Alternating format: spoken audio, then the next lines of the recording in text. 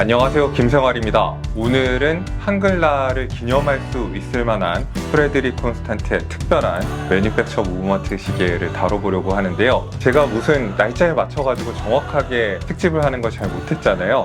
이런 게 유료 광고의 힘입니다. 제가 날짜에 맞춰서 일을 할 수 있도록 하는. 한글날 특집이니까 제가 경험했던 얘기부터 하면 좋을 것 같아요. 예전에 일본인 친구랑 이야기를 하다가 좀 충격적인 말을 들은 적이 있는데요. 한국어로 번역된 일본 정치학자 글이 있어서 마루야마 마사오라고, 그 사람 글을 읽고 되게 감명을 받았다라는 얘기를 그 친구한테 해줬는데, 그 친구도 정치학 전공이고 나름대로 좋은 학교에서 공부하는 그런 친구였는데, 자기는 아직도 마루야마 마사오라는 사람의 책을 읽을 수 있는 수준이 안 된다는 거예요.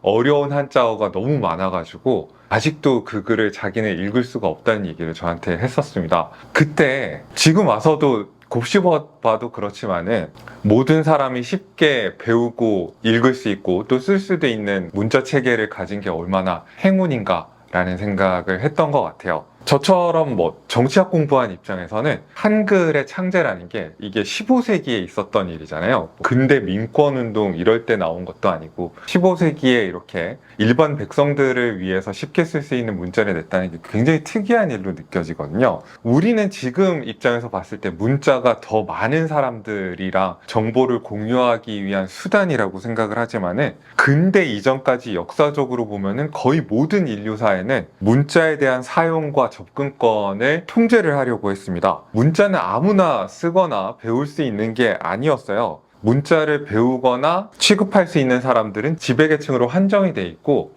문자가 주요한 지배 수단이기도 했습니다. 예컨대 유교 정치 사회에서 사람은 두 부류로 나뉘죠. 성인 내지 군자, 이런 사람들이 있고, 공부하는 사람들이 있고, 그 다음에 육체 노동을 하는 소인이 있습니다. 정신적인 노동을 하는 성인과 군자만이 문자를 독점하면서 지들끼리만 정보를 공유하죠. 그리고 백성들은 지식과 정보에 접근할 수 없는 우매한 존재이기 때문에 성인의 지도를 받아야 되는 겁니다.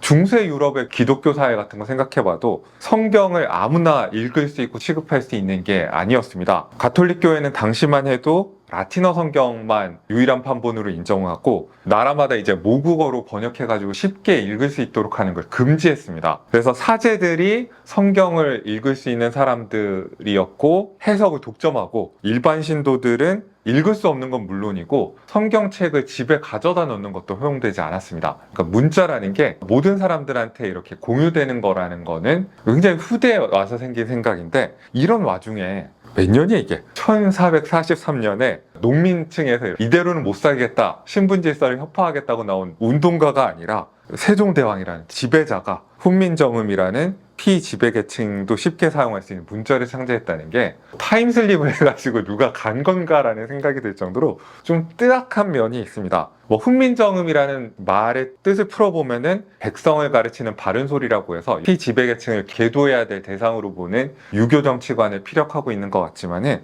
훈민정음 언해보온의 서문을 보면은 어리석은 백성들이 말하고자 하는 바가 있어도 글자가 어려워가지고 자기 뜻을 펼치지 못하더라, 내가 이를 불쌍하게 여겨가지고 그들이 쉽게 익히고 사용할 수 있는, 자기 뜻을 펼치는데 활용할 수 있는 글자를 주마, 서문에 쓰고 있잖아요.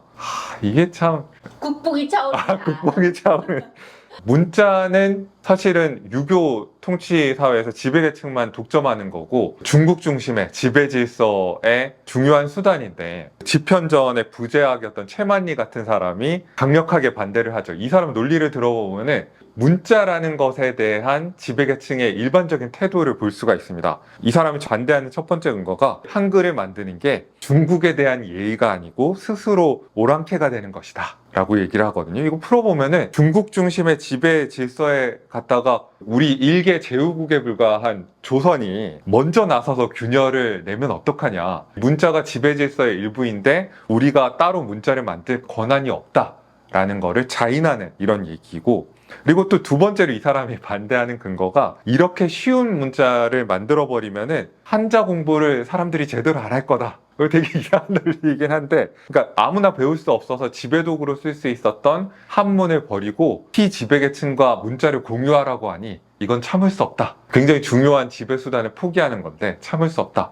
이게 그 최만리가 되게 꼰대라서 되게 낡은 사고를 하고 있는 사람이라서 이런 얘기를 한 게 아니라 아무나 문자를 취급하면 안 된다라는 이 사고방식은 플라톤의 파이드로스 같은 책에 봐도 나옵니다. 발명의 신인 토이드가 이집트의 왕인 타무스한테 내가 문자를 발명했는데 온 백성이 사용하게 하면은 이집트 백성들이 더 현명해질 거다, 똑똑해질 거다, 이런 얘기를 세종대왕처럼 하거든요. 근데 타무스가 고개를 이렇게 저어요. 최만리랑 논리가 되게 비슷합니다. 타무스는 뭐라고 하냐면은 죽은 문자로 말이 옮겨지게 되면은 생동감 있고 살아있는 기억을 더 이상 기억하려는 노력을 안 할 것이다. 그래서 백성들이 멍청해질 것이다. 이런 얘기를 첫 번째로 하고, 너무 스마트폰 시대를 앞서 애들이 멍청해질 거다. 문자를 쓰면. 두 번째로 개나 소나 아무나 이 문자를 취급할 수 있는 게 영 불편한 거예요. 발언 당시의 상황이나 발언자의 의도랑 상관없이 이제 문자가 기록으로 남으면은 대화의 장에 초대하지 않았던 자격 없는 사람, 현장에 없었던 사람들이 이제 아무나 다 읽을 수 있게 되잖아요. 그러면은 그저 글로 적힌 대로만 사람들이 읽기 때문에 원뜻과는 다르게 오해돼가지고 원하지 않았던 정보가 왜곡되어서 유포될 위험이 커진다. 그래서 개나 소나 이걸 만지게 해서는 안 된다. 이런 얘기를 하거든요. 최만리가 했던 얘기랑 똑같은 거죠. 이거는 진짜 자격 있는 지배계층만 독점해야 되는 거지. 그래서 지배의 수단으로 써야 되는 거지. 진짜 다 풀어주면은 지배계층의 의도에 따르는 정보 공유가 안 될 거다. 더 이상 우리 지배의 수단을 쓸 수 없는 이런 대참사가 일어날 거다. 이런 얘기를 하는데, 근데 기어이 이 문자를 극렬한 반대에도 불구하고 창제 3년 만에 반포까지 했다는 거 멋진 일이고, 민주화나 경제 발전이 이렇게 급속도로 가능했던 이유에 대해서 많은 사람들이 얘기를 하잖아요. 저는 한글이 고속화를 부추기는 가장 큰 동인이었다고 생각을 해요. 누구나 글자를 읽고 쓰는 사회가 됐기 때문에 경제 발전에 필요한 정보들이 빨리빨리 모든 사람들한테 공유가 됐고, 그리고 모든 사람이 다 글을 쓸 수 있으니까 특별한 권리를 지배계층만 가지는 거에 대한, 그게 잘못됐다는 거에 대한 인식이 되게 빨리 발전을 했고, 그래서 민주주의도 빨리 할 수 있었던 게 아닌가라는 생각을 하거든요. 한글이 없었다면은 우리나라 사회가 이런 방식으로 발전하지 않았을 거라는 건 분명하다고 저는 생각을 합니다. 오늘 다룰 시계는 그래서 한글이 들어간, 또 한글이 다이얼의 정면에 들어간 스위스 시계인데, 이런 경우가 잘 없었죠. 챕터링에 한글을 깨알같이 적어놓는다든가, 아니면 케이스 뒷면에 한글로 특별한 것들을 적어놓는다든가, 이런 사례는 있었지만은 인덱스 자체를 한글로 쓰는 거는 별로 없었던 것 같아요. 요 한정판은 프레드릭 콘스탄트의 창립 35주년을 기념하는 시계로 5가지 언어로 5가지 시장에서 동시 출시가 되는 겁니다. 35주년 기념판이니까 각 에디션마다 35개만 만들어지고요. 이 챕터링 보시면은 눈금에서 숫자 35에 해당하는 부분이 빨간색으로 깨알같이 칠해져 있고, 뒷면에도 35주년과 관련된 표현들이 스티커로 이렇게 케이스백에 적혀 있는 게 특징적입니다. 프레드릭 콘스탄트가 중요하게 생각한 5가지 시장 중에 한글이 들어가 있다는 것만 봐도 우리나라의 경제 규모나 시계를 즐기는 시장의 규모 같은 것들이 인정받고 있구나, 이런 생각도 드는 것 같고, 대표 문자로 뭐가 사용되는지 확인해 보면은 다 고대, 늦어도 8세기, 9세기 이 정도거든요. 그런데 한글은 15세기에 창제된 게 들어가 있으니까 이것도 되게 특이한 것 같아요. 자, 그러면은 하나씩 살펴보면은 고대 중국의 갑골 문자를 썼습니다. 중국 시장 위해서는 블랙 다이얼로 제작이 됐고, 고대 중에 고대의 문자죠. 기원전 1200년에서 1050년 사이에 이렇게 발견이 되는 문자라고 하니까 거북이 배껍질에다가 이 문자를 사용했던 기록이 남아있어서 갑골 문자라고 하는데, 그리고 중동을 위해서 만든 에디션을 보면은 여기는 동아라비아 숫자가 들어가 있는데 그린 다이얼을 썼어요. 중동에서 이게 천국이나 순결이나 번영을 상징하는 특별한 색깔이라고 하는데, 여기는 색깔까지 시장에 맞춰서 잘 쓴 거죠. 요거는 기원전 4세기에 인도의 브라흐미 문자가 기원인데, 8세기에서 9세기 사이쯤에 페르시아와 아바스 왕조에 전해졌고, 그때 나왔던 문자 체계가 지금까지 전해지는 거라고 해요. 그럼 이것도 8세기, 9세기니까 굉장히 오래됐죠. 그 다음에 인도 시장을 위한 데바나가리 문자, 요거는 요즘 유행하는 라이트 블루 다이얼에다가 블루 인덱스가 사용이 됐는데 색상은 제일 힙한 것 같아요. 요것도 브라흐미 문자가 기원이고, 7세기 정도의 그 후손이라고 할 수 있는 나가리 문자가 기원이라고 해요. 이것도 굉장히 오래된 문자고,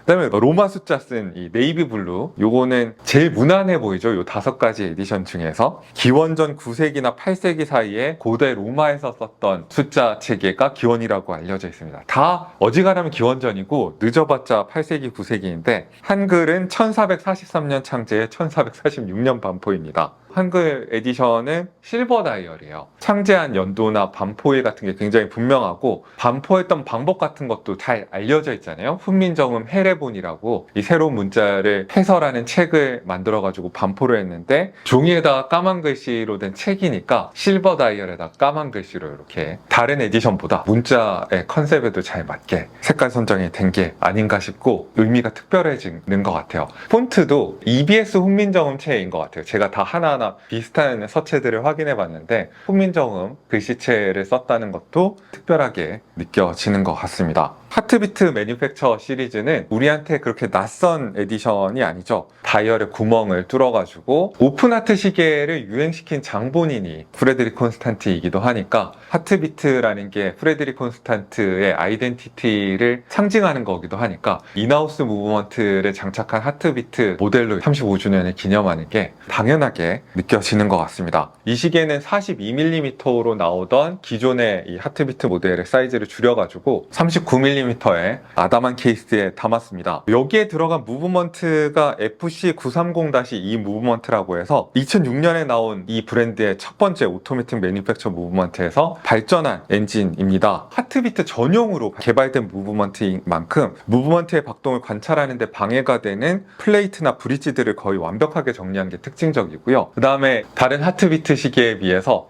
시계 다이얼에서 오프닝이 차지하는 비중이 굉장히 크다는 거, 밸런스나 이스케이프 휠이나 팔레포크의 이 움직임 같은 것들이 더 시원하게 관찰이 된다는 게 이 시계의 특징인 것 같아요. 그리고 오프닝의 모습이 아주 예전에 프레드릭 콘스탄트 하트비트 모델을 보셨던 분이라면 좀 바뀌었다고 느끼실 것 같아요. 원래는 쉼표 모양의 특색 있는 오프닝을 썼는데 클래식한 원형의 오프닝으로 회귀를 시켰다는 거, 그래서 근사한 브릿지 디자인에 좀 더 집중을 할 수 있게 됐다는 게 특징이고요. 키프사에 쇼크 프로텍션 시스템이 들어가 있고 좀 더 정밀한 조정이 가능한 트리오비스 레귤레이터가 장착되어 있는 모습이 보이죠. 좀 더 고급스러운 무브먼트인 거를 확인을 시켜주고 있고요. 케이스 직경이 39mm라고 해도 케이스에서 가장 볼록하게 튀어나온 부분의 직경이 그렇고 실제 체감은 38mm 정도에 더 가까운 것 같습니다. 러그 투 러그의 길이는 45mm니까 손목이 가늘다고 해서 이 시계를 꺼릴 필요는 없겠죠. 50m 방수 성능에다가 두께 역시 10.4mm로 이 유리가 볼록하다는 걸 감안해서 봤을 때는 슬림하게 잘 나왔다. 무게도 스트랩을 포함해서 65g대고요. 시계줄을 연결하는 너그의 폭까지 보편적인 20mm입니다. 이 사이즈가 작아지면서 프레드릭 콘스탄트가 추구하는 클래식한 스타일에 더 잘 부합하는 시계가 된 것 같고요. 케이스는 지난번에 살펴본 것과 마찬가지로 다 폴리시가 되어 있고 러그의 생김새가 굉장히 고풍스럽고 거기에 맞춰서 양파 형태의 플루티드 크라운까지 세시 방향에 배치를 해가지고 클래식한 느낌을 강화하고 있는 게 좋고 사파이어 크리스탈은 아주 미묘한 곡면으로 이루어져 있고 내부에 무반사 처리가 잘 되어 있습니다. 약간 모든 시계에서 파란 기운이 느껴진다라고 느끼실 수 있는데 무반사 처리의 색깔이 파란색이라서 그런 겁니다. 가장 중요한 건 다이얼일 텐데 약간 오래된 문자들이 이제 다이얼에 다 들어가니까 철도 모양의 챕터링을 모든 에디션에 다 둘러놔가지고 고풍스러운 느낌을 강조를 하고 있고요. 모든 에디션을 막론하고 선브러시드 패턴이 멋지게 들어가 있어서 빛에 은은하게 반응을 하도록 이렇게 만들어져 있습니다. 아무래도 좀 진한 다이얼보다는 한국어 에디션 같이 실버 다이얼이나 인도 대바나가리 문자 에디션이 이 라이트 블루라서 좀 밝은 색상인 게 선브러시드 패턴이 더 잘 느껴지는 것 같아요. 다이얼의 비례감 같은 거는 모든 에디션을 다 비슷하게 조정을 했는데 한국어 에디션은 두 글자가 있으니까 뭐 11, 12 같은 거는 조금 대칭이 흐트러지긴 합니다. 그래도 뭐 이걸 더 잘할 수 있는 방법이 없었을 것 같다는 생각이 들어서 저는 특별히 불만이 없고요.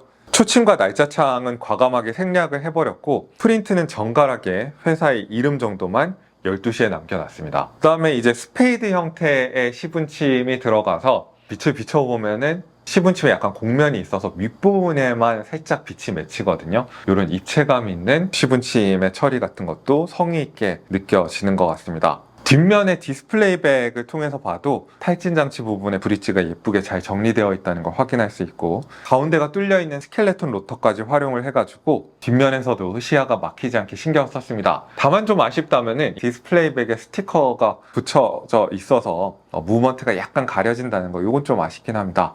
아무래도 스펙이나 기능보다는 아름다운 외양에 좀 더 초점을 맞춘 엔진이라고 할 수 있고요. 시간당 진동수 28,800회에 파워 리저브 38시간의 평범한 스펙을 가지고 있는데, 메인 플레이트는 시원시원한 페를라주 패턴으로 꾸며놨고, 브릿지는 코트드 제네바 패턴으로 꾸몄고요. 잘 폴리시된 블루 스크루랑 금빛으로 새겨진 글씨를 통해서 색깔도 예쁘게 잘 더해진 볼맛이 나는 그런 무브먼트라고 할 수 있습니다. 요즘 프레드릭 콘스탄트의 인하우스 무브먼트 모델들은 다 송아지 가죽이 아니라 정말로 엘리게이터 스트랩을 쓰고 있거든요. 무늬의 블록이 굉장히 크고 과하게 반짝이지 않아서 단정해 보이고, 뒷면에는 착용감을 위해서 소가죽을 덧댄 것으로 보이고, 처음 박스에서 나왔을 때는 좀 딱딱한 느낌이 다소 있습니다만은 좀 길들이면 굉장히 편해진다는 거, 그리고 방패 로고가 달려있는 특유의 디버크까지 달려 있습니다.